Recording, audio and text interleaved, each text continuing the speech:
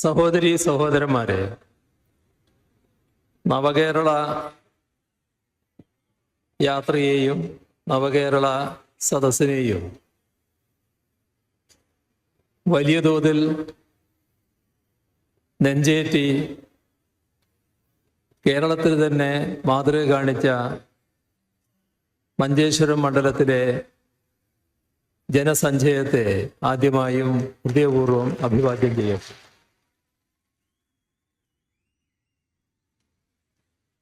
നമ്മുടെ നവകേരള യാത്ര എന്തിന് എന്നതിനെക്കുറിച്ച് ബഹുമാനായ അധ്യക്ഷൻ ഇവിടെ വിശദീകരിച്ചു കഴിഞ്ഞിട്ടുണ്ട്. നമ്മുടെ നാട് പല കാര്യങ്ങളിലും രാജ്യവും ലോകവും ശ്രദ്ധിക്കുന്ന ഒരു നാടാണ്. ഇവിടെ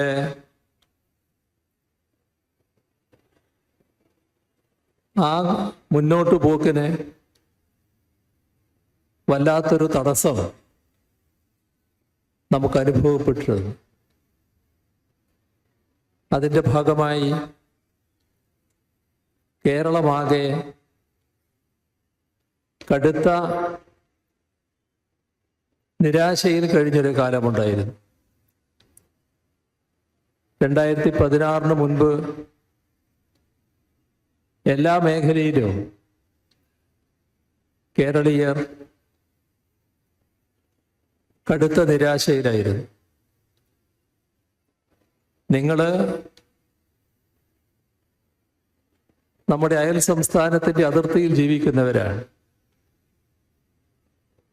തൊട്ടപ്പുറത്ത് നല്ല മനോഹരമായ റോഡ്,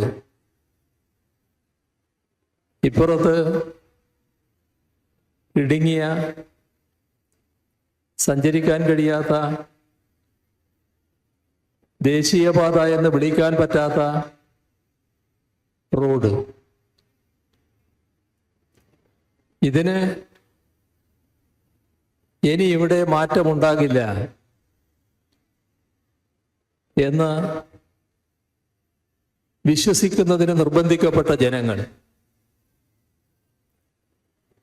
അതാണിവിടെ നേരത്തെ ബഹുമാനായ അധ്യക്ഷൻ സൂചിപ്പിച്ചൊരു കാര്യം. ഞങ്ങൾ ഇങ്ങോട്ട് വരുമ്പോൾ അല്പം വൈകുന്നതിനിടയായത് ഇവിടുന്ന് ചെങ്കള വരെയുള്ള ആ ദേശീയപാതയുടെ ആദ്യ റീച്ച് നല്ല വേഗതയിലാണ് പൂർത്തീകരിക്കപ്പെടുന്നത്. അപ്പോ ഏറെക്കുറെ പൂർത്തിയായ ഒരു ഭാഗത്ത് ഇറങ്ങി നിന്ന് അതൊന്ന് കാണാം എന്ന് ഞങ്ങൾക്ക് തോന്നി. അത് കണ്ണിന് നല്ല കുളിർമ നൽകുന്ന കാഴ്ചയായിരുന്നു. ഇത് ഈ റീച്ചിൽ മാത്രമുള്ളതല്ല. കേരളത്തിലെ ദേശീയപാത വികസനം ഇനി നടക്കില്ല എന്ന് കരുതിയവരെല്ലാം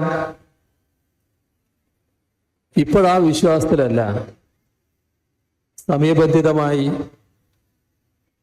പൂർത്തിയാകും എന്ന ഉറച്ച വിശ്വാസത്തിലാണ്. ഇവിടെ ഒരു കാര്യം നാം ചിന്തിക്കുന്നത് നല്ലതാണ്. 2016 അതിനു മുൻപ് അധികാരത്തിൽ വന്ന സർക്കാരാണ് ഇവിടെ തുറന്നിരുന്നെങ്കിൽ ഈ മാറ്റം ഉണ്ടാകുമായിരുന്നോ? 2021 സാധാരണ കേരളം കാണിക്കുന്ന പതിവ് പോലെ 2016 മുൻപുള്ള സർക്കാരിന് ഇവിടെ അധികാരത്തിൽ വരാൻ അവസരം ലഭിച്ചിരുന്നുവെങ്കിൽ നാം കാണുന്ന പല മാറ്റങ്ങളും കേരളത്തിൽ സംഭവിക്കുമായിരുന്നു. അവിടെയാണ് ഇപ്പോഴുള്ള സർക്കാരിൻ്റെ പ്രത്യേകതകളുള്ളത്. പക്ഷേ ഈ പ്രത്യേകതകൾ ജനങ്ങളിൽ നിന്ന് എങ്ങനെയെങ്കിലും മറച്ചു വെക്കണം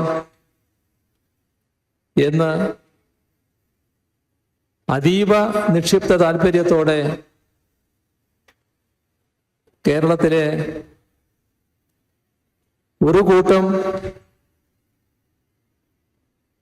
സംസ്ഥാനത്തിന്റെ താല്പര്യത്തിന് വിരുദ്ധരായ ശക്തികൾ ആഗ്രഹിക്കുകയാണ്. അത് സംസ്ഥാന താല്പര്യമല്ല,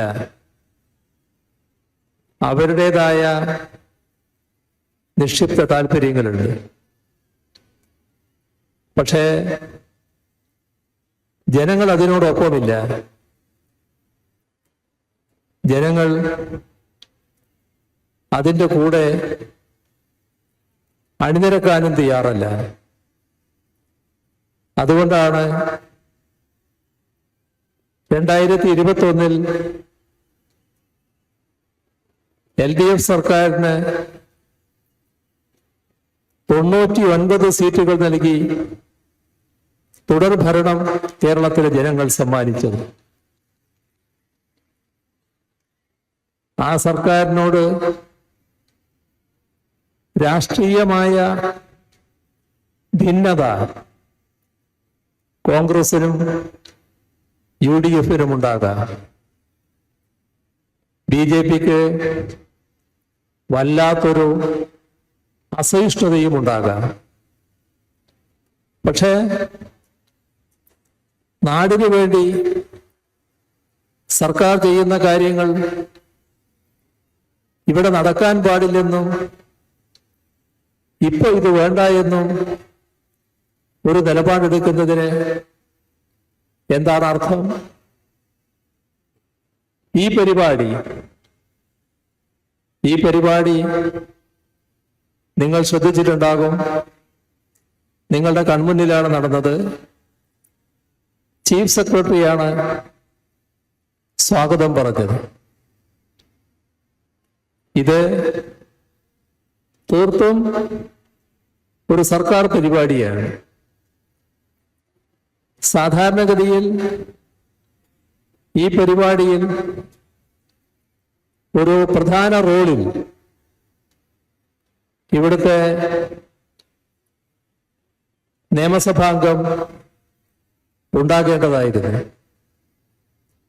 ഞങ്ങള് പൊതുവെ നിശ്ചയിച്ചത് അതത് മണ്ഡലത്തിലെ നിയമസഭാംഗത്തിന്റെ അധ്യക്ഷതയിൽ സംഘാടക സമിതി രൂപം കൊള്ളുക എന്നാണ്. ഇവിടെയുള്ള നിയമസഭാംഗത്തിനും നിങ്ങൾ ആയിരക്കണക്കിൽ മഞ്ചേശ്വരം നിവാസികൾ ഇവിടെ തടിച്ചുകൂടുമ്പോ നിങ്ങളെയെല്ലാം തള്ളി മാറ്റി അദ്ദേഹത്തിനൊരു മൂലയിൽ പോയി ഒളിക്കണമെന്ന് താല്പര്യം സ്വാഭാവികമായിട്ടും ഉണ്ടാകില്ല. പക്ഷേ അവരുടെ നേതൃത്വം, കൃത്യമായി പറഞ്ഞാൽ അവരുടെ പാർട്ടി നേതൃത്വമല്ല, UDF-ന്റെ നേതൃത്വം,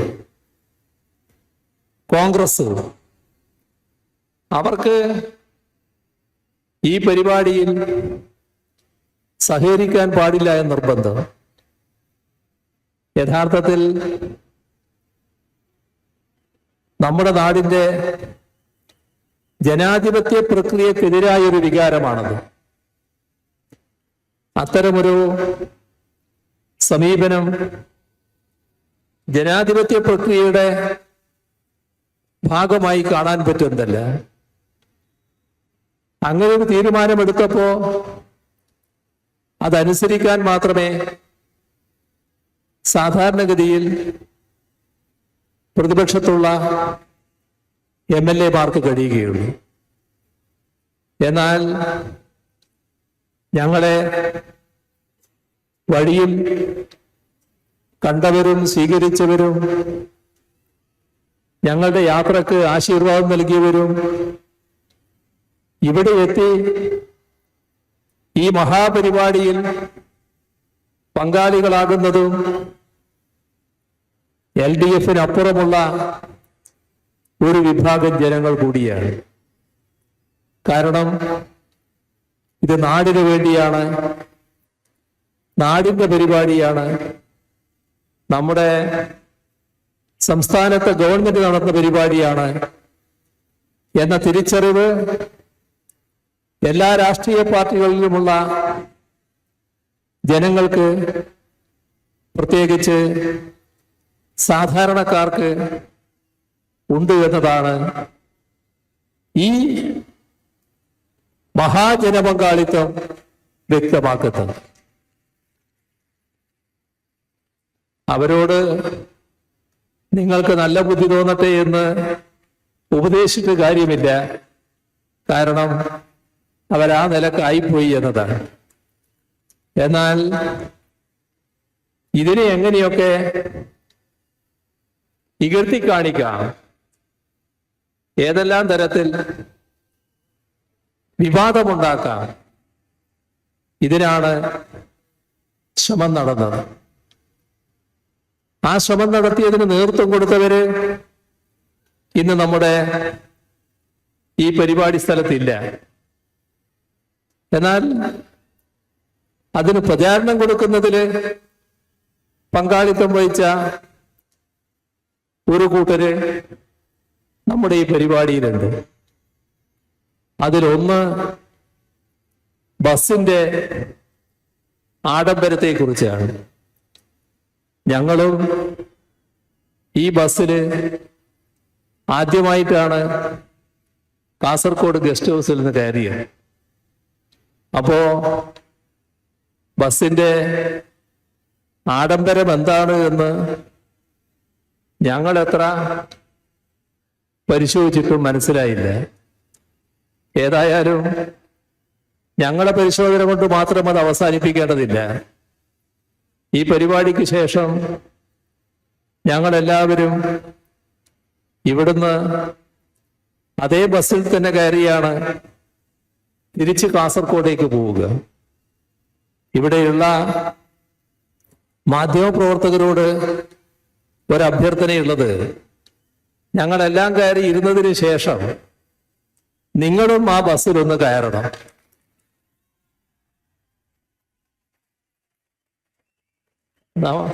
നമ്മൾ തമ്മിൽ എപ്പോഴും ലോക്യത്തിലാണല്ലോ. നിങ്ങൾ എന്തെല്ലാം കൊടുത്താലും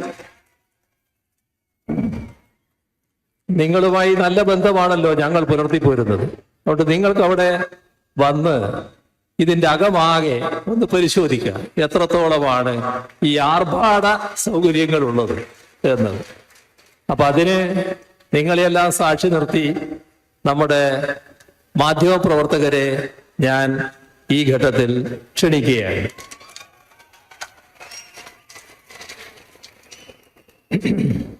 നമ്മുടെ രാജ്യം വല്ലാത്തൊരു ദശാസന്ധിയിൽ നിൽക്കുന്ന ഒരു ഘട്ടമാണിത്.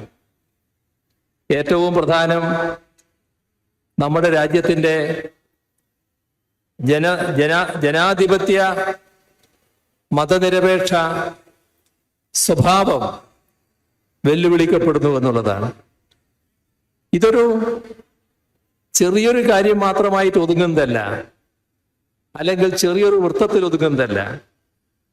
നമ്മുടെ രാജ്യത്തെ ആകെ ബാധിക്കുകയാണ്, രാജ്യത്തിൻ്റെ യശസ്സിനെ ബാധിക്കുകയാണ്. ഇപ്പോ ലോകമാകെ പാലസ്തീൻ ജനതയോട് ഒപ്പം അണിനിരക്കുകയാണ്. എന്താ അതിന് കാരണം? പാലസ്തീൻ ജനത അതിക്രൂരമായി വേട്ടയാടപ്പെടുന്നു. അവർക്ക് അവരുടെ മണ്ണിൽ ജീവിക്കാൻ പറ്റുന്നില്ല. അവരെ കടന്നാക്രമിക്കുന്നു.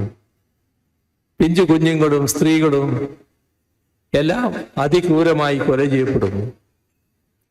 ആശുപത്രിയിൽ ICUവിൽ കഴിയുന്നവരടക്കം കൂട്ടമായി കശാപ്പ് ചെയ്യപ്പെടുന്നു. എല്ലാം ചെയ്യുന്നത് ഇസ്രയേലാണ്. സയോണിസ്റ്റ് ഭീകരതയാണ് നടപാടുന്നത്. ആ ഇസ്രയേലുമായി നമ്മുടെ രാജ്യത്തിന് ദീർഘകാലം ഒരു ബന്ധവും ഉണ്ടായിരുന്നില്ല. പണ്ഡിറ്റ് ജവഹർലാൽ നെഹ്റുവിന്റെ കാലം തൊട്ട് ദീർഘകാലം ഇസ്രയേലിനെ ഒരു രാഷ്ട്രമെന്ന നിലക്ക് നാം അംഗീകരിച്ചിരുന്നില്ല. മാത്രമല്ല, പണ്ഡിറ്റ് ജവഹർലാൽ നെഹ്റു നേതൃത്വം കൊടുത്തുകൊണ്ട് ചേരിചേരാ സമ്മേളനം നടന്നപ്പോൾ നെഹ്റുവിനോടൊപ്പം ചേർന്ന് നിന്ന് ജനക്കൂട്ടത്തെ അഭിവാദ്യം ചെയ്തത് PLO നേതാവായ യാസർ അറാഫത്തായിരുന്നു. ആ രണ്ടു കൂട്ടരും അത്രമാത്രം ഹൃദയ ഐക്യത്തിലായിരുന്നു. എന്ന് പറഞ്ഞാൽ നാം അത്ര കണ്ട് പാലസ്തീനെ അംഗീകരിക്കുകയും പിന്താങ്ങുകയും ചെയ്തിരുന്നു. ഇതിന് പക്ഷേ കോൺഗ്രസിന്റെ കാലത്ത് തന്നെ മാറ്റം വന്നു. നരസിംഹറാവു പ്രധാനമന്ത്രിയായിരിക്കുമ്പോൾ ഇസ്രയേലിനെ അംഗീകരിക്കുന്നവരെ വന്നു. ഇപ്പോ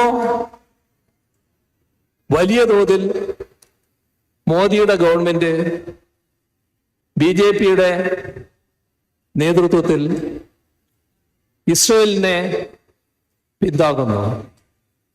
കൂട്ടക്കൊല നടക്കുമ്പോഴാണ് അതിനെ ന്യായീകരിച്ചുകൊണ്ട് ഇസ്രയേലിനെ പിന്താങ്ങിക്കൊണ്ടുള്ള മോദിയുടെ പ്രസ്താവന വന്നത്. എന്താണ് അതിന് കാരണം? ഇസ്രയേലിലെ സയനിസ്റ്റുകളും BJP ഗവൺമെന്റ് നേതൃത്വം കൊടുക്കുന്ന RSSും ഒരേപോലെ ചിന്തിക്കുന്നവരാണ്. അവരത്ര കണ്ട് മാനസിക ഐക്യമുള്ളവരാണ്. മാത്രമല്ല, നേരത്തെ കോൺഗ്രസ് ചെയ്തതും ഇപ്പോ BJP തീവ്രമായി ചെയ്യുന്നതും നമ്മുടെ ലോകത്തെ അമേരിക്കൻ സാമ്രാജ്യത്വത്തിന്റെയും സാമ്രാജ്യത്വ ശക്തികളുടെയും സമ്മർദ്ദങ്ങൾക്ക് വഴങ്ങിക്കൊള്ള നിലപാടാണ്. നമ്മുടെ രാജ്യത്തെ അമേരിക്കയുടെ തന്ത്രപരമായ ഒരു സഖ്യശക്തിയാക്കി മാറ്റാനുള്ള നടപടികളാണ് ഇന്ത്യ ഗവൺമെന്റ് നേരത്തെ മുതൽ, ഇപ്പോഴല്ല, ഒന്നാം UPA ഗവൺമെന്റിന്റെ അവസാന കാലം തൊട്ട് കോൺഗ്രസ് നേതൃത്വത്തിലും രണ്ടാം UPA ഗവൺമെന്റിന് ശേഷം അധികാരത്തിൽ വന്ന BJP ഗവൺമെന്റിന്റെ കീഴിലും നടന്നു വരുന്നത്. ഇത് ലോകസമക്ഷം നമ്മെ അപമാനിതമാക്കുകയാണ്. അതോടൊപ്പമാണ് രാജ്യത്ത് മതനിരപേക്ഷത വെല്ലുവിളിക്കപ്പെടുന്ന ഒരുപാട് സംഭവങ്ങൾ, വർഗീയ ശക്തികൾ അഴിഞ്ഞാടുന്ന നില. അതോടൊപ്പം തന്നെ നമ്മുടെ രാഷ്ട്രം ഒരു ഫെഡറൽ രാഷ്ട്രം എന്ന നിലയിൽ തന്നെ മാറ്റങ്ങൾ ഉണ്ടാക്കുന്നു. ഇവിടെ പാർലമെന്ററി ജനാധിപത്യ വ്യവസ്ഥക്ക് തന്നെ മാറ്റമുണ്ടാക്കാൻ വേണ്ടി ശ്രമം നടക്കുന്നു.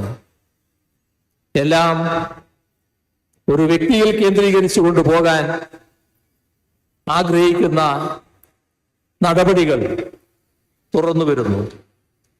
അപ്പോ നമ്മുടെ രാഷ്ട്രത്തെ, മതനിരപേക്ഷ രാഷ്ട്രത്തെ മതാധിഷ്ഠിത രാഷ്ട്രമാക്കാൻ, ഫെഡറൽ രാഷ്ട്രത്തെ പ്രസിഡൻഷ്യൽ ഭരണ സമ്പ്രദായത്തിലേക്ക് എത്തിക്കാൻ എല്ലാമുള്ള നീക്കങ്ങൾ ദേശീയ തലത്തിൽ നടന്നുകൊണ്ടിരിക്കുകയാണ്. അതേസമയം രാജ്യത്ത് ഒരുപാട് തെറ്റായ നടപടികൾ, മുദ്രാവാക്യങ്ങൾ ഉയരുന്നത് നാം കാണുന്നു. നമ്മുടെ ഏറ്റവും വലിയ പ്രത്യേകത ധാരാളം വൈവിധ്യങ്ങൾ നിലനിൽക്കുന്ന ഒരു രാഷ്ട്രമാണ് നമ്മുടേത് എന്നതാണ്. ആ നാനാത്വത്തിൽ ഏകത്വം എന്നതാണ് നാം എപ്പോഴും ഉയർത്തിപ്പിടിച്ചിട്ടുള്ളത്. പക്ഷെ ഇവിടെ ഒരു ഭാഷ, ഒരു മതം, ഒരു നികുതി, ഒരു വ്യക്തി നിയമം, ഒരു തെരഞ്ഞെടുപ്പ്, അങ്ങനെ ഒരുപാട് ഒരു ഒരു ഒരു എന്ന മുദ്രാവാക്യങ്ങൾ ഇന്ത്യ ഗവൺമെന്റ് ഉയർത്തുകയാണ്. ഇതിന്റെ പിന്നില് രാജ്യത്തിന്റെ യഥാർത്ഥ പ്രശ്നങ്ങൾ മറച്ചു വെക്കാനാണ് ശ്രമിക്കുന്നത്. ഇവിടെ നേരത്തെ അധ്യക്ഷ പ്രസംഗത്തിൽ സൂചിപ്പിക്കുകയുണ്ടായി, നമ്മുടെ കേരളം അതിദരിദ്രരെ സംരക്ഷിക്കാനും അതിദരിദ്രാവസ്ഥയിൽ നിന്ന് അവരെ മോചിപ്പിക്കാനും സ്വീകരിക്കുന്ന നടപടികളെ കുറിച്ച്. നമ്മുടെ രാജ്യത്ത് അതിദരിദ്രരായി കണ്ടെത്തിയത് 0.7%. 1% താഴെ. ഏതൊരു സർക്കാരിനും അവഗണിക്കാവുന്ന ഒരു നമ്പറാണത്. പക്ഷേ ഒരാളായാൽ പോലും അവഗണിക്കാൻ പറ്റില്ല എന്ന നിലപാടാണ് നാം സ്വീകരിച്ചത്. എന്താണ് നമ്മുടെ രാജ്യത്തിന്റെ നില? നമ്മുടെ രാജ്യത്തിന്റെ പട്ടിണി, ആ പട്ടിണി സൂചികയുടെ കണക്ക് പുറത്തു വന്നിട്ടുണ്ട്. അതില് 121 രാജ്യങ്ങളെ പട്ടികപ്പെടുത്തി. ആ 121 രാജ്യങ്ങളിൽ നമ്മൾ 107-ാം സ്ഥാനത്ത്. നമ്മൾ കഴിഞ്ഞാൽ പിന്നെ 14 രാജ്യമേ ഉള്ളൂ എന്നർത്ഥം. ഇതാണ് രാജ്യത്തിന്റെ അവസ്ഥ. ഈ പാവങ്ങളുടെ കാര്യത്തിൽ എന്തെങ്കിലും ശ്രദ്ധയുണ്ടോ? ആ പാവങ്ങളെ ദരിദ്രാവസ്ഥയിൽ നിന്ന് മോചിപ്പിക്കാൻ എന്തെങ്കിലും നടപടിയുണ്ടോ? എന്താണ് രാജ്യം സ്വീകരിക്കുന്ന സാമ്പത്തിക നയത്തിന്റെ പ്രത്യേകത? ആ സാമ്പത്തിക നയം BJPയുടേത് മാത്രമല്ല, ആ സാമ്പത്തിക നയം കോൺഗ്രസിന്റേത് കൂടിയാണ്. കോൺഗ്രസ് നടപ്പാക്കിയ സാമ്പത്തിക നയം BJPയും തുടരുകയാണ്. BJP നടപ്പാക്കുന്ന സാമ്പത്തിക നയത്തിൽ നിന്ന് എന്തെങ്കിലും വ്യത്യാസം കോൺഗ്രസിനുണ്ട് എന്ന് കോൺഗ്രസിന് പറയാൻ കഴിയില്ല. അങ്ങനെ പറ്റുമായിരുന്നെങ്കിൽ ആഗോളവൽക്കരണ നയം അംഗീകരിച്ചത് കോൺഗ്രസ് ആണ്. ആഗോളവൽക്കരണ നയം അംഗീകരിച്ചത് തെറ്റായിപ്പോയി എന്ന് ഈ കാലത്തെങ്കിലും കോൺഗ്രസ് പറയണമായിരുന്നു. ഇപ്പോഴും അത് പറയാൻ തയ്യാറല്ല. ആ നയം സമ്പന്നരെ അതിസമ്പന്നരാക്കുന്നു, അതിസമ്പന്നരെ കൂടുതൽ സമ്പത്തിലേക്ക് വളർത്താൻ നടപടികൾ സ്വീകരിക്കുന്നു. ദരിദ്രരോ അവരെ പരമദരിദ്രാവസ്ഥയിലേക്ക് തള്ളിവിടുന്നു. ഇതാണ് രാജ്യത്തിന്റെ നില. അവിടെയാണ് നമ്മുടെ രാജ്യം മറ്റ് സംസ്ഥാനങ്ങൾക്ക് തന്നെ മാതൃകയായിക്കൊണ്ട് കേവലം 0.7% അതിദരിദ്രരുള്ള ഒരു സംസ്ഥാനമായി തീർന്നത്. അതിലാണ് നല്ലൊരു ഭാഗം, ഏറെക്കുറെ 50%-ഓളം, 40% നമ്മൾ ലക്ഷ്യമിട്ടത്. പക്ഷെ അതിനേക്കാളും കൂടുതൽ ഈ നവംബർ 1-ന് അതിദരിദ്രാവസ്ഥയിൽ നിന്ന് മുക്തരായി എന്ന് ഔദ്യോഗികമായി നവംബർ 1-ന് കേരള സർക്കാർ പ്രഖ്യാപിച്ചത്. ഇത് പാവങ്ങളോട് പ്രതിബദ്ധതയുടെ ഒരു സർക്കാരിന് മാത്രമേ കഴിയൂ. ചെറിയൊരു ചോദ്യം നമ്മൾ നമ്മുടെ മനസ്സിൽ ചോദിച്ചാൽ മതി. ഈ കാര്യം UDF ആയിരുന്നുവെങ്കിൽ പ്രാവർത്തികമാകുമോ? ഈ പാവങ്ങളെ പരമദരിദ്രാവസ്ഥയിൽ നിന്ന് മോചിപ്പിക്കാനുള്ള എന്തെങ്കിലും നടപടി അവരുടെ ഭാഗത്ത് ഉണ്ടാകുമായിരുന്നോ? ഇതാണ് വ്യത്യാസം. നമ്മുടെ രാജ്യത്ത് മാനവ വികസന സൂചിക, അതിൽ 171 രാജ്യങ്ങളെ പട്ടികപ്പെടുത്തി. ആ 171 രാജ്യങ്ങളിൽ 132 സ്ഥാനത്താണ് നമ്മുടെ രാജ്യത്തിന്റെ സ്ഥാനം.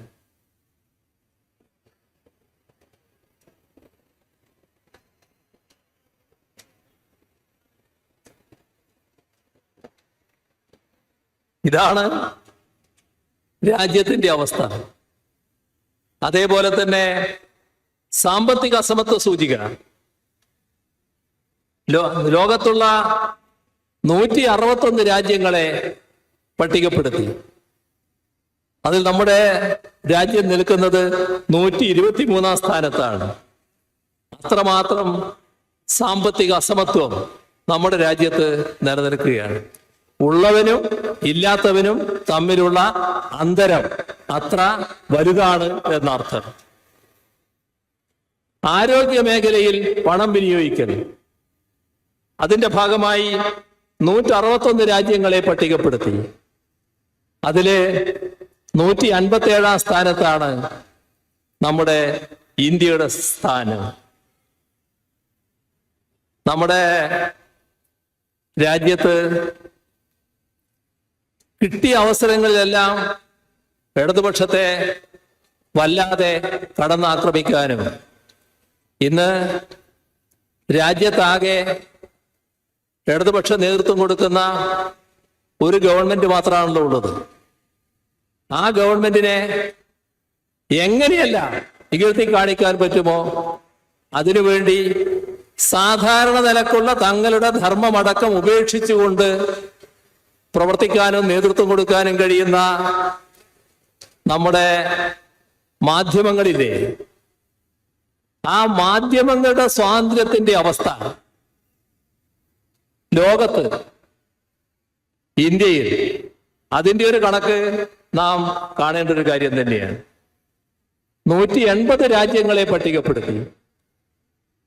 അതിൽ 161 സ്ഥാനത്താണ് നമ്മൾ കഴിഞ്ഞാൽ പിന്നെ 19 രാജ്യങ്ങളിൽ ഈ 180. ഇതാണ് രാജ്യത്തിന്റെ മാധ്യമ സ്വാതന്ത്ര്യത്തിന്റെ അവസ്ഥ. എന്നാൽ വലിയ ശത്രുതാഭാവത്തോടെയാണല്ലോ ഇവിടെ മാധ്യമങ്ങളിൽ ചിലത്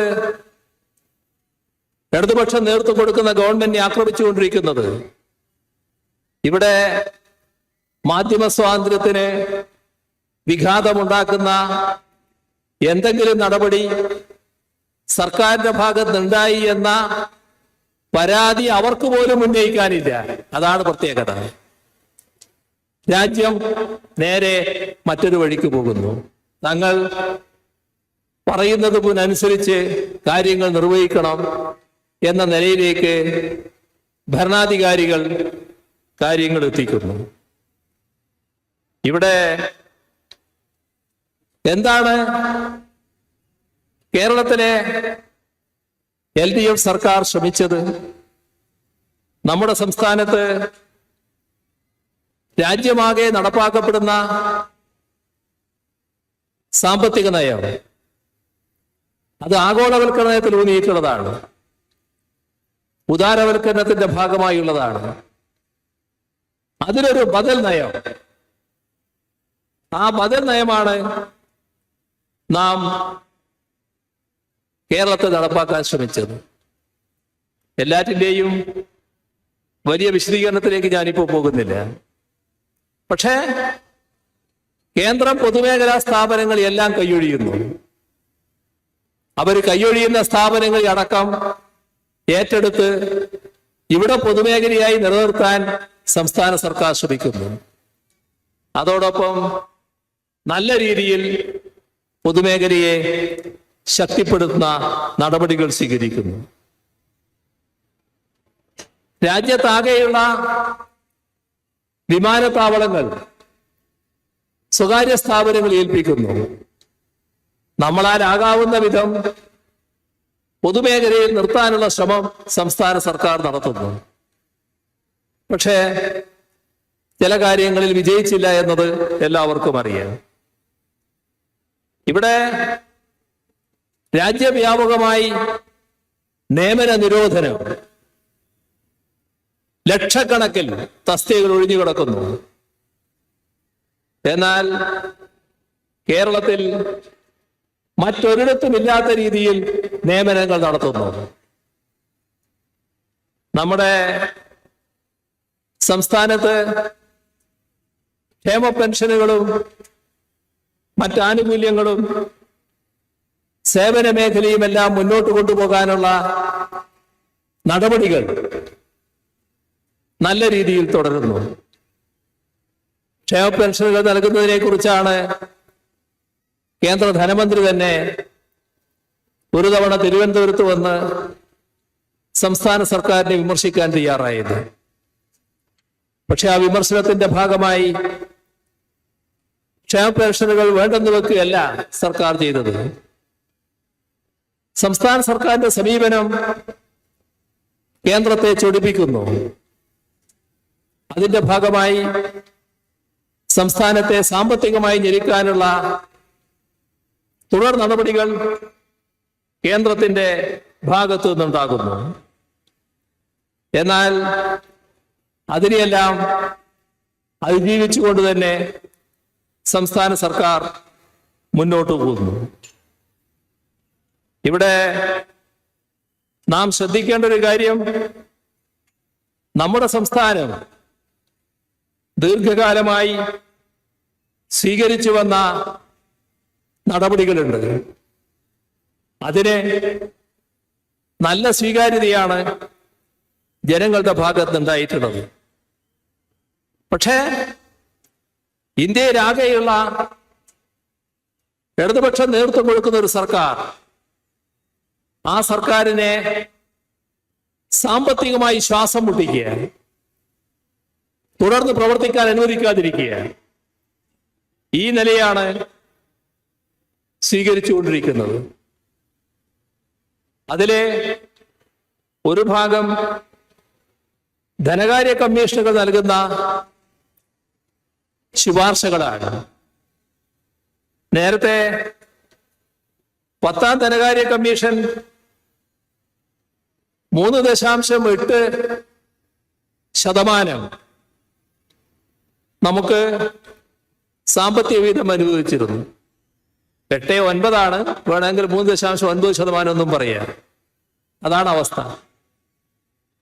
എന്നാൽ 15ാം ധനകാര്യ കമ്മീഷൻ ആയപ്പോ അത് 1.9% ചുരുക്കി, നേരെ പകുതി. എത്രയാ കുറവ് വരുന്നത്? 18,000 കോടി രൂപ. ഒരു സംസ്ഥാനത്തിന്റെ കയ്യിൽ ലഭിക്കേണ്ട പണത്തിൽ, ആ പണം ഖജനാവിൽ സൂക്ഷിക്കാനുള്ളതല്ല, നമ്മുടെ നാടിന്റെ വിവിധ ആവശ്യങ്ങൾക്ക് വേണ്ടി ഉപയോഗിക്കാനുള്ളതാണ്. അതിലാണ് 18,000 കോടി രൂപയുടെ കുറവ് കേന്ദ്ര ഗവൺമെന്റ് വരുത്തിയത്. ഇവിടെ GSTയുടെ നഷ്ടപരിഹാരം, ആ GST നഷ്ടപരിഹാരം നിർത്തിവെക്കുന്ന നിലയുണ്ടായി. ഇതിന്റെ ഭാഗമായി വലിയ കുറവാണ് സംഭവിക്കുന്നത്. നമ്മുടെ സംസ്ഥാനത്തിന് സംഭവിക്കുന്ന കുറവ് 12,000 കോടിയോളം രൂപയാണ്. ഇവിടെ സംസ്ഥാനങ്ങൾക്ക് റവന്യൂ കമ്മി കണക്കാക്കിക്കൊണ്ട് ഗ്രാന്റ് നൽകാറുണ്ട്. അതിന് കേന്ദ്ര ഗവൺമെന്റ് കുറവ് വരുത്തി. ഇപ്പൊ വരുത്തിയ കുറവ് 8,400 കോടി രൂപ. സംസ്ഥാന സർക്കാരിന്റെ കയ്യിൽ കിട്ടേണ്ട പണത്തിലാണ് കുറവ്. ഇതോടൊപ്പം വായ്പാ അനുമതി അത് നിഷേധിക്കുന്നു. ആ ഭാഗം നോക്കിയാൽ 19,600 കോടിയുടെ കുറവാണ് നമുക്ക് സംഭവിക്കുന്നത്. ഇങ്ങനെ നോക്കിയാൽ 57,000 കോടി രൂപയിലധികം സംസ്ഥാന സർക്കാരിന്റെ കയ്യിലെത്തേണ്ട സംഖ്യയിൽ കുറവ് വന്നിരിക്കുന്നു എന്നതാണ് ഈ കണക്കുകൾ വ്യക്തമാക്കുന്നത്. ഇതൊരു ഭാഗയാകുന്നുള്ളൂ. കേന്ദ്ര സർക്കാർ നമുക്ക് സംസ്ഥാനത്തിന് നൽകാൻ ബാധ്യതപ്പെട്ട കുറെ കാര്യങ്ങളുണ്ട്.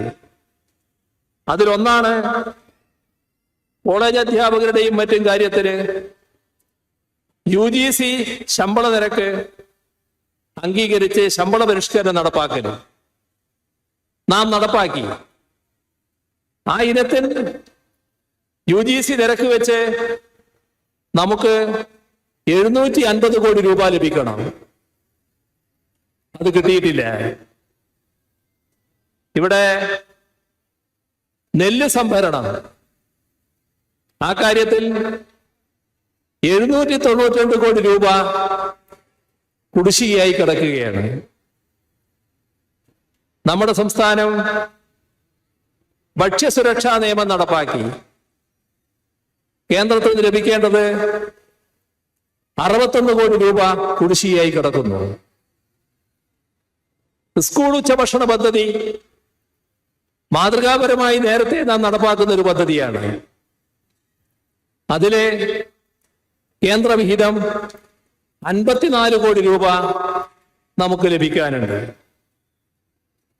തദ്ദേശ സ്വയംഭരണ സ്ഥാപനങ്ങൾക്കുള്ള ഗ്രാന്റ്, അത് നഗര തദ്ദേശ സ്വയംഭരണ സ്ഥാപനങ്ങൾക്ക് കേന്ദ്രത്തിൽ നിന്നും 52 കോടി രൂപ ലഭിക്കാനുണ്ട്.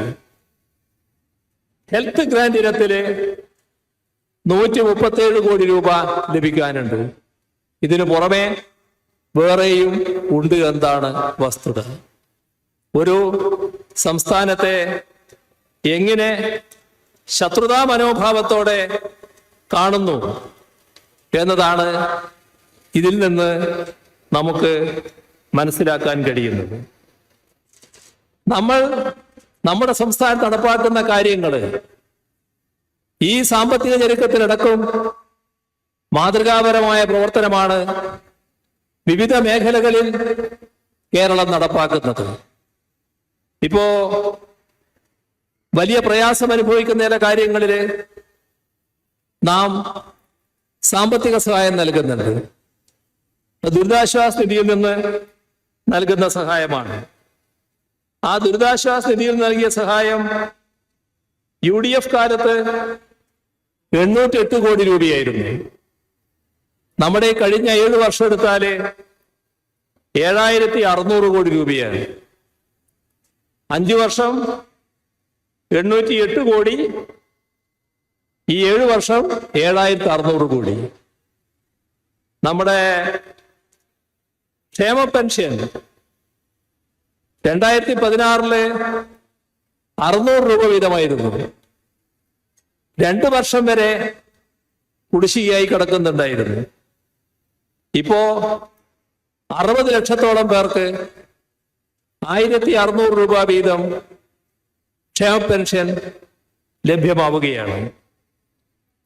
നമ്മുടെ പരമ്പരാഗത തൊഴിൽ മേഖലയിൽ നാം നടപ്പാക്കിയ ഇൻകം സപ്പോർട്ട് സ്കീം, ആ മേഖലയില് നമ്മുടെ 7 വർഷക്കാലെടുത്താൽ 493 കോടി രൂപ നൽകി കഴിഞ്ഞിട്ടുണ്ട്.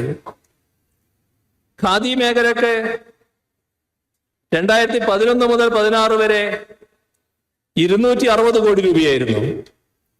ഈ 7 വർഷം എടുത്താൽ 426 കോടി രൂപയാണ്. കയർ മേഖലക്ക് 599 കോടി രൂപ കൊടുത്ത സ്ഥാനത്ത് കഴിഞ്ഞ 7 വർഷം 1455 കോടി രൂപയാണ് കൊടുത്തത്. കശുവണ്ടി മേഖല നമ്മുടെ സംസ്ഥാനത്ത് നേരത്തെ 236 കോടി രൂപയായിരുന്നു. ഇപ്പോഴത് 7 വർഷം 840 കോടി രൂപ, 640 കോടി രൂപ നൽകുന്ന നിലയാണ് ഉണ്ടായത്. ഇങ്ങനെ വിവിധ മേഖലകളിൽ നാം വലിയ തോതിലുള്ള ഇടപെടലുകളാണ് ഈ സാമ്പത്തിക പ്രയാസത്തിനടക്കം നടത്തിയിട്ടുള്ളത്. ഇപ്പോ KSRTC 2011 മുതൽ 16 വരെയുള്ള 5 വർഷക്കാലം 1543 കോടി രൂപയായിരുന്നു കൊടുത്തത്. എന്നാൽ കഴിഞ്ഞ 7 വർഷം എടുത്താല് LDF സർക്കാർ 9700 കോടി രൂപയാണ് നൽകിയത്. ഈ സാമ്പത്തിക പ്രയാസത്തിന് നടുക്കാണ് ഇതെല്ലാം നിർവഹിച്ചത്. നാം ലൈഫ് ഭവന പദ്ധതിയുടെ ഭാഗമായി 4 ലക്ഷത്തോളം ഭവനങ്ങളാണ് പൂർത്തിയാക്കിയത്. ആ വീടിന്റെ മുന്നില് ഇത് ലൈഫ് വക എന്ന് നാം എഴുതി വെക്കുന്നില്ല. ഇപ്പോ ചിലരുടെ നിർദ്ദേശമായിട്ട് വരുന്നു. ആ നിർദ്ദേശം അംഗീകരിക്കാൻ കഴിയില്ല എന്ന് നാം പറഞ്ഞിട്ടുണ്ട്. കാരണം ആത്മാഭിമാനത്തെ ചോദ്യം ചെയ്യുന്ന, ആ വീട്ടിൽ താമസിക്കുന്നവരുടെ ആത്മാഭിമാനത്തെ ചോദ്യം ചെയ്യുന്ന ഒരു നടപടിയായത് മാറും. തുകയുടെ വ്യത്യാസം മാത്രമല്ല, ആത്മാഭിമാനത്തെ ചോദ്യം ചെയ്യുന്ന ഒരു നടപടി ഉണ്ടാകാൻ പാടില്ല എന്നിടത്താണ് സംസ്ഥാനം നിൽക്കുന്നത്. പട്ടയം ഇവിടെ പറഞ്ഞു. നേരത്തെ 2011-16 എടുത്താൽ അന്ന് കൊടുത്തത് എല്ലാം കൂടി 1,15,000 ഇപ്പൊ 7 വർഷം കൊണ്ട് 3 ലക്ഷം പട്ടയം നമുക്ക് കൊടുക്കാൻ കഴിഞ്ഞു. ബാക്കി പട്ടയങ്ങൾ അതിവേഗതയിൽ കൊടുക്കാനുള്ള നടപടിയിലാണ്.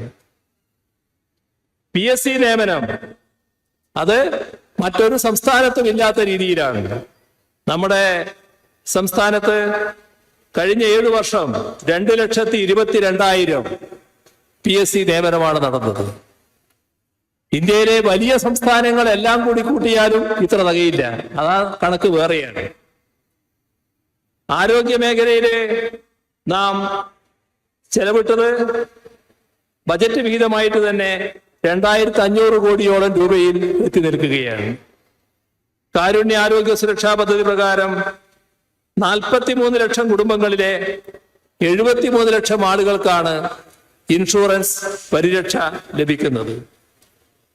കാരുണ്യ ആരോഗ്യ ഇൻഷുറൻസിലൂടെ 612 ആശുപത്രികളിലായി 2,762 കോടി രൂപയുടെ സൗജന്യ ചികിത്സയാണ് നൽകിയത്. ഇത് 27.5 ലക്ഷം ആളുകൾക്കാണ്. അതേപോലെ വിദ്യാഭ്യാസ രംഗത്ത് വരുത്തിയ മാറ്റം, നമ്മുടെ പൊതുവിദ്യാലയങ്ങളിൽ 4,300 കോടിയിലധികം രൂപയുടെ നിക്ഷേപമാണ്. കിഫ്ബി വളരെ പ്രധാനപ്പെട്ട പങ്ക് വഹിച്ചിട്ടുണ്ട്. 2,870 കോടി രൂപ കിഫ്ബി മുഖേനയാണ് ഇത് കണ്ടെത്തിയത്. 2,300ഓളം സ്കൂളുകൾക്ക് ഇതിന്റെ ഗുണഫലം ലഭിച്ചു. കാർഷിക മേഖല എടുത്താൽ കാർഷിക മേഖലയുടെ വളർച്ചാ നിരക്ക് കഴിഞ്ഞ സാമ്പത്തിക വർഷം 4.64 2016 അത് 2% മാത്രമായിരുന്നു. ഇപ്പൊ ഇരട്ടിയിലധികം നമുക്ക് വർദ്ധിപ്പിക്കാൻ കഴിഞ്ഞു. നെൽകൃഷിയുടെ വിസ്തീർണി എടുത്താൽ 2016 നാം കൃഷി ചെയ്തതിനേക്കാളും എത്രയോ കൂടുതലാണ് ഇപ്പോ നെൽകൃഷിയുടെ വിസ്തൃതി വർദ്ധിച്ചിട്ടുള്ളത്. നെല്ലിന്റെ ഉൽപാദനക്ഷമത ഹെക്ടറിന് 4.56 ടണ്ണായി വർദ്ധിപ്പിക്കാനും നമുക്ക് കഴിഞ്ഞിരിക്കുന്നു. ഇനിയും വർദ്ധിപ്പിക്കാനുള്ള നടപടിയുമായിട്ടാണ് നാം നീങ്ങുന്നത്. പച്ചക്കറി ഉൽപാദനം 7 ലക്ഷം മെട്രിക് ടണ്ണാണ് നടന്നത്. 2022 16 ലക്ഷം മെട്രിക് ടണ്ണായിട്ട് വർദ്ധിച്ചു. നേരത്തെ 2016 കണക്കാണ് 7 ലക്ഷം. 7ന്റെ ഇരട്ടിയല്ല, ഇപ്പോ 16 ലക്ഷമായിട്ട് വർദ്ധിപ്പിക്കാൻ നമുക്ക് കഴിഞ്ഞു. ഇതോടൊപ്പം കാർഷിക മൂല്യവർദ്ധനവ് ലക്ഷ്യം വെച്ചുള്ള ഒട്ടേറെ പാർക്കുകൾ, rice park, coffee park, spices food park, rubber park, നാളികേരം, ഇങ്ങനെ വിവിധ ഇനങ്ങളിലുള്ള പാർക്കുകൾ കൊണ്ടുവരികയാണ്. ഇതിനോടൊപ്പം IT മേഖലയിൽ വലിയ പുരോഗതിയാണ് നമുക്ക് നേടാൻ കഴിഞ്ഞിട്ടുള്ളത്. 2016 IT പാർക്കുകൾ വഴിയുള്ള കയറ്റുമതി വെറും 9,753 കോടി രൂപയുടേതായിരുന്നു. ഇപ്പോഴത് 17,536 കോടിയാണ് കഴിഞ്ഞ വർഷത്തത്. അപ്പൊ ഇരട്ടിയായി വർദ്ധിപ്പിക്കാൻ കഴിഞ്ഞു എന്നർത്ഥം. സർക്കാർ IT പാർക്കുകളിലെ കമ്പനികളുടെ എണ്ണം വർദ്ധിച്ചിരിക്കുന്നു. തൊഴിലെടുക്കുന്നവരുടെ എണ്ണം വലിയ തോതിൽ വർദ്ധിപ്പിക്കാൻ നമുക്ക് കഴിഞ്ഞിരിക്കുന്നു. UDF ഭരണകാലത്ത് 26,000 തൊഴിലവസരങ്ങളാണ് IT മേഖലയിൽ സൃഷ്ടിക്കപ്പെട്ടത്. പക്ഷേ കഴിഞ്ഞ 7 വർഷം 62,000 തൊഴിലവസരങ്ങളാണ് സൃഷ്ടിക്കപ്പെട്ടത്. വൈദ്യുതി മേഖലയില് സാരമായ അഭിവൃദ്ധിയാണ് ഉണ്ടായിരിക്കുന്നത്. 400 മെഗാവാട്ട് വൈദ്യുതി ഈ 2016 ശേഷം 2021 വരെയുള്ള കാലത്ത് ഉൽപ്പാദിപ്പിക്കാൻ നമുക്ക് കഴിഞ്ഞു. കേരളത്തിന്റെ പ്രസരണ രംഗം നോക്കിയാൽ സാരമായ മാറ്റം അതിനകത്തും ഉണ്ടാക്കാൻ നമുക്ക് കഴിഞ്ഞിരിക്കുന്നു. എടമൺ കൊച്ചി പവർ ഹൈവേയും തൃശൂർ അരീക്കോട് ലൈനും 400 kV ലൈനും നമുക്ക് പൂർത്തിയാക്കാൻ കഴിഞ്ഞു. ഇതിനു പുറമെയാണ് വലിയ തോതിലുള്ള പദ്ധതികൾ. അതിന്റെ ഭാഗമായി കാര്യമായി സഹായിക്കുന്നത് കിഫ്ബിയാണ്. കിഫ്ബി മുഖേന 7 വർഷം കൊണ്ട് നാം അഡ്മിനിസ്ട്രേറ്റീവ് സാങ്ഷൻ കൊടുത്തത് ഇവിടെ 62,324 കോടി രൂപയുടെ പദ്ധതികൾക്കാണ്. ആകെ പദ്ധതി അതല്ല, ഇത് അഡ്മിനിസ്ട്രേറ്റേഴ്സ് കൊടുത്ത പദ്ധതിയാണ്. ആകെ പദ്ധതി 83,000 കോടി രൂപയുടേതാണ്. അതാണ് ഏറ്റെടുത്തിട്ടുള്ളത്. 20,000 കോടി രൂപ ചെലവഴിച്ചാണ് 7 വൻകിട പദ്ധതികൾക്കുള്ള ഭൂമി ഏറ്റെടുക്കുന്നത്. ദേശീയപാത ഈ ഭൂമി ഏറ്റെടുക്കാൻ 5,580 കോടി രൂപയാണ് നാം കൊടുത്തത്. അത് കിഫ്ബിയിൽ നിന്നെടുത്താണ് നമ്മൾ കൊടുത്തത്. നമ്മുടെ ഹിന്ദുസ്ഥാൻ ന്യൂസ് പ്രിന്റ് അവിടെ കേന്ദ്ര ഗവൺമെന്റ് കൈയൊഴിഞ്ഞപ്പോ അത് ഏറ്റെടുക്കുന്നതിന് 201 കോടി രൂപ കിഫ്ബി സഹായം നാം സ്വീകരിച്ചു. ഇതിനു പുറമെയുള്ള 3 വ്യവസായ പാർക്കുകൾ, കൊച്ചി ബാംഗ്ലൂർ വ്യവസായ ഇടനാഴി, ഗിഫ്റ്റ് സിറ്റി, ഇതിനെല്ലാമുള്ള ഭൂമി ഏറ്റെടുക്കുകയുമാണ്. നമ്മുടെ സംസ്ഥാനത്ത് 223 റോഡുകൾ, 91 പാലങ്ങൾ, 57 റെയിൽവേ പാലങ്ങൾ, 15 ഫ്ലൈ ഓവറുകൾ, ഒരടിപ്പാത, ഇതിനെല്ലാം കൂടി 18,445 കോടി രൂപ. അതാണ് നാം ചെലവ് കണക്കാക്കുന്നത്.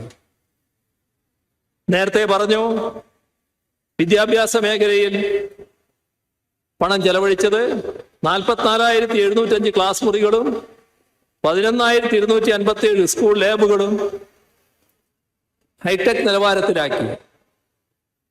860 സ്കൂൾ കെട്ടിടങ്ങളാണ് ഇപ്പോൾ നിർമ്മാണത്തിൽ. 268 പൂർത്തിയായി. ദേശീയപാത ഈ വഴിക്ക് പോകുന്നു. തൊട്ടപ്പുറത്ത് മലയോര ഹൈവേ 3,500 കോടി രൂപ ചെലവഴിച്ചു. തീരദേശ ഹൈവേ 2,506 കോടി രൂപ ചെലവഴിച്ചു. നമുക്ക് വൈദ്യുതി എല്ലായിടവും ഒരേപോലെ ലഭിക്കുക, അത് വളരെ പ്രധാനമാണ്. അതിനെ പ്രസരണ വിതരണ സംവിധാനങ്ങൾ ശാക്തീകരിക്കണം. അതിനാണ് ട്രാൻസ്മിറ്റ് 2 പദ്ധതി. അതിന് 5,200 കോടി രൂപ അതിനുവേണ്ടി ചെലവഴിക്കുകയാണ്. വലിയ പദ്ധതിയാണ് വയനാട് തുരങ്കപ്പാത, 2,135 കോടി. കേരളത്തിൽ രാജ്യത്തെ ആദ്യത്തെ ഡിജിറ്റൽ സയൻസ് പാർക്ക് വരുന്നു. 1,515 കോടി രൂപയാണ് അതിന് ചെലവിടുന്നത്. അതോടൊപ്പം തന്നെ ഇന്ത്യയിൽ ആദ്യത്തെ സെന്റർ ഫോർ ഗ്രഫീൻ ലോകത്തിന്റെ മുന്നിലുള്ള ഏറ്റവും പുതിയ സാധ്യതയാണ്. India innovation centre for graphene 86 കോടി രൂപയാണ് അതിന് ചെലവിടുന്നത്.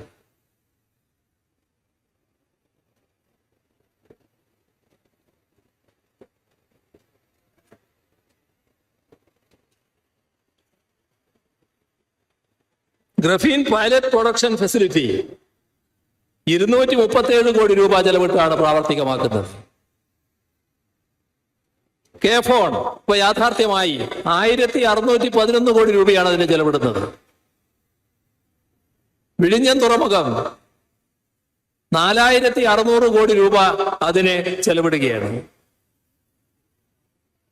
8000 കോടി രൂപ ചെലവിട്ടുകൊണ്ടുള്ള തിരുവനന്തപുരം ഔട്ടർ റിംഗ് റോഡ്, അതിന് സംസ്ഥാനത്തിന്റെ ബാധ്യത അത്രത്തോളം വരും. രാജ്യത്തെ തന്നെ ആദ്യത്തെ വാട്ടർ മെട്രോ നാം യാഥാർത്ഥ്യമാക്കി. 1065 കോടി രൂപയാണ് അതിന്റെ ചെലവ്. ഇതെല്ലാം വലിയ തോതിലുള്ള സാമ്പത്തികമായി ഞെരുക്കാൻ നോക്കുന്ന പ്രശ്നം ഒരു ഭാഗത്ത്, ദുരന്തങ്ങൾ മറ്റൊരു ഭാഗത്ത്. ഓക്കി, നിപ്പ,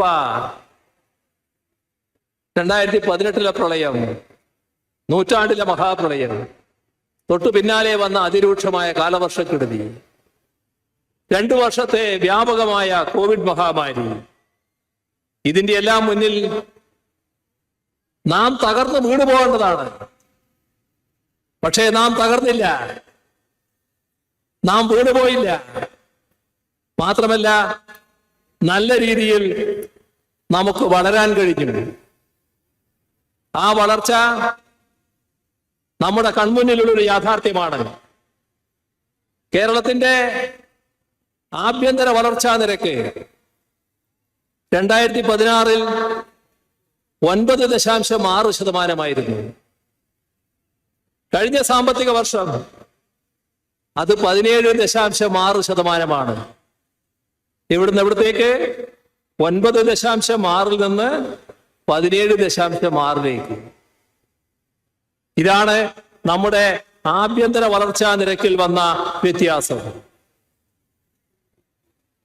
7%, 9.6 നിന്ന് 17.6 8% വർധനവുണ്ടാക്കാൻ കഴിഞ്ഞിരിക്കുന്നു. 2016 കേരളത്തിന്റെ തനത് വരുമാനം 26% മാത്രമായിരുന്നു. നമ്മൾ തകർന്നു പോവുകയാണെന്ന് കണക്കാക്കുന്നവരുടെ മുന്നിലാണ് ഈ കണക്ക് വരുന്നത്. ഇപ്പോഴത് 67%. 26 നിന്ന് 67 നാം ഉയർന്നിരിക്കുന്നു നമ്മുടെ തനത് വരുമാനം. മൊത്തം ആഭ്യന്തര ഉൽപാദനം കേരളത്തിൻ്റെത് 2016 ഏകദേശം 5,60,60,000 കോടി രൂപയായിരുന്നു. ഇപ്പൊ ഏറ്റവും ഒടുവിലത്തെ കണക്ക് പ്രകാരം അത് 10,17,000 കോടി രൂപയിലെത്തിയിരിക്കുകയാണ്. 5,06,000 നിന്ന് 10,17,000 കോടിയിലേക്ക് വർദ്ധിച്ചിരിക്കുന്നു. കേരളത്തിന്റെ പ്രതിശീർഷ വരുമാനം 2016 1,48,000 രൂപയായിരുന്നു. ഇന്നത് 2,28,000 രൂപയാണ്. നമ്മുടെ രാജ്യത്തെ പ്രധാന സംസ്ഥാനങ്ങൾ എടുത്താൽ പ്രതിശീർഷ വരുമാനത്തിൽ ഏറ്റവും മുന്നിലുള്ള 5 സംസ്ഥാനങ്ങളാണ്. അതിലൊന്ന് കേരളമാണ്. കേരളത്തിന്റെ ആഭ്യന്തര ഉൽപാദനം 2021-22 12.1% ഉയർന്നു. ആഭ്യന്തര ഉൽപാദനമാണെങ്കിൽ 10 ലക്ഷത്തിന് മുകളിലെത്തി. കഴിഞ്ഞ സാമ്പത്തിക വർഷത്തെ കണക്കെടുത്താൽ നികുതി വരുമാനത്തിൽ 23,000 കോടി രൂപയുടെ വർധനവാണ് ഉണ്ടായത്. കഴിഞ്ഞ സാമ്പത്തിക വർഷത്തിലെ ആകെ റവന്യൂ വരുമാനത്തിന്റെ 67% സംസ്ഥാനത്തിന്റെ തനത് വരുമാനമായിരുന്നു. ഈ സാമ്പത്തിക വർഷം എടുത്താൽ ചെലവുകളുടെ 71% സംസ്ഥാനത്തിന് വഹിക്കേണ്ടി വരുന്നത്. അപ്പോ കേന്ദ്ര വിഹിതം 29% മാത്രമായിരിക്കും. അതാണ് ഈ സാമ്പത്തിക വർഷം ഉണ്ടാകാൻ പോകുന്നത്. സംസ്ഥാനങ്ങൾക്ക് ലഭിക്കുന്ന നികുതി വിഹിതത്തിന്റെ ദേശീയ ശരാശരി എടുത്താൽ 40% മാത്രമാണ്. സംസ്ഥാനത്തിന്റെ ആകെ കടമെടുത്താൽ കഴിഞ്ഞ സാമ്പത്തിക വർഷം വാർഷിക വരുമാനത്തിന്റെ 35%. കേന്ദ്ര സർക്കാരിന്റെ കടം വാർഷിക വരുമാനത്തിന്റെ 51%.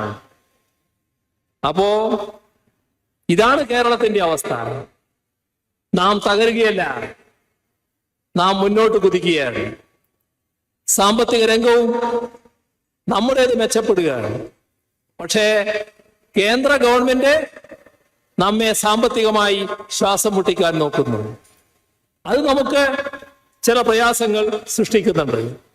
ഇതിനെല്ലാം അടക്കാണ് നാം നവകേരളം സൃഷ്ടിക്കാനുള്ള പ്രവർത്തനങ്ങൾ നടത്തിക്കൊണ്ടിരിക്കുന്നത്.